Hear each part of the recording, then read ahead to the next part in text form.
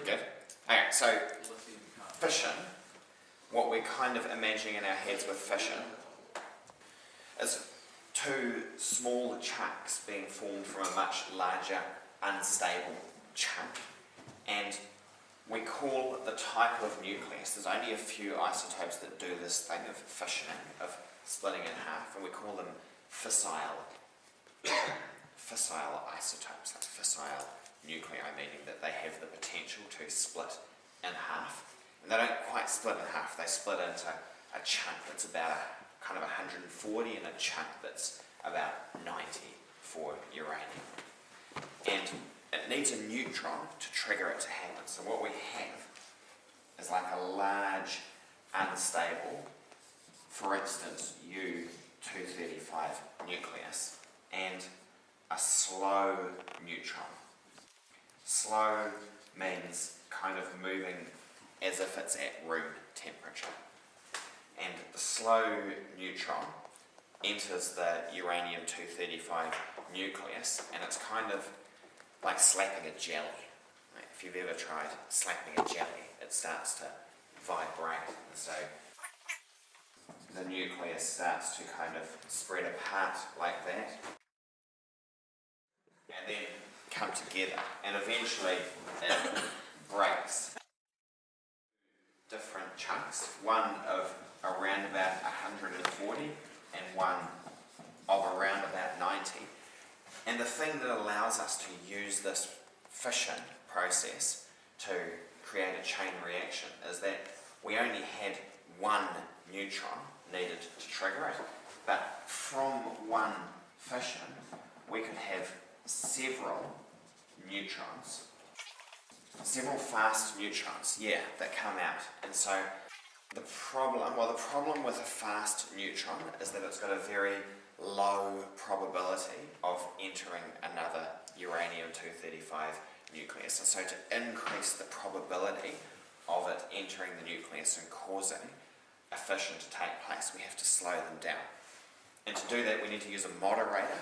And so in nuclear power plants, they've got water to moderate the reaction, and they tend to use heavy water, like water that's made with hydrogen 2, not hydrogen 1. And so the water, or heavy water, is used as a moderator to slow down the neutrons.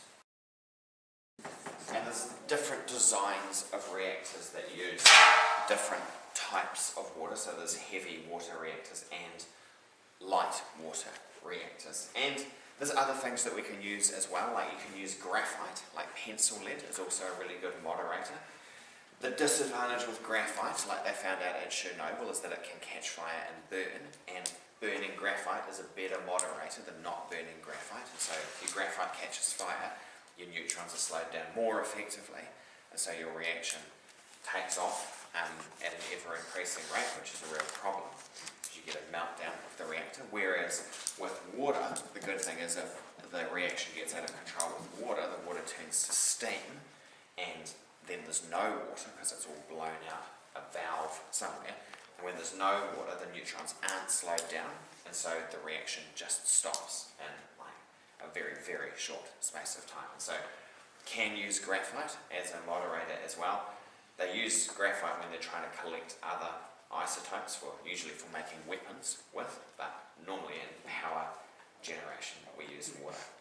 The way that we control the speed of a fission reaction is we have control rods that are inserted into the reactor, and those control rods are things that are really, really good at absorbing these neutrons here.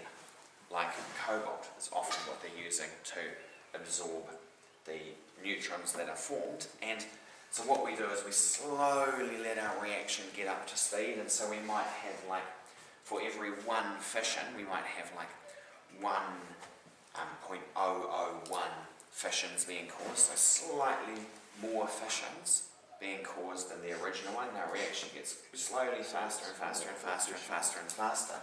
So we're absorbing almost all of the neutrons. So for every one nucleus that breaks in half, we get one and a tiny bit neutrons, because we'll absorb these other ones.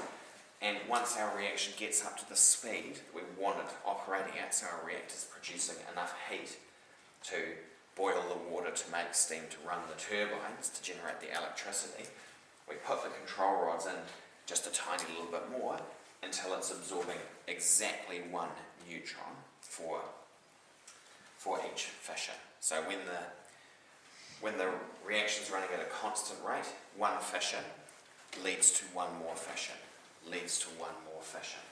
When things get out of control, like when there's a reactor meltdown or in a nuclear weapon, what is happening is that each of these neutrons, or far more than 1, is triggering another fission. So if you had just 2 neutrons from each fission, that would go 1, 2, 4, 8, 16, 32, and very soon a kibajillion.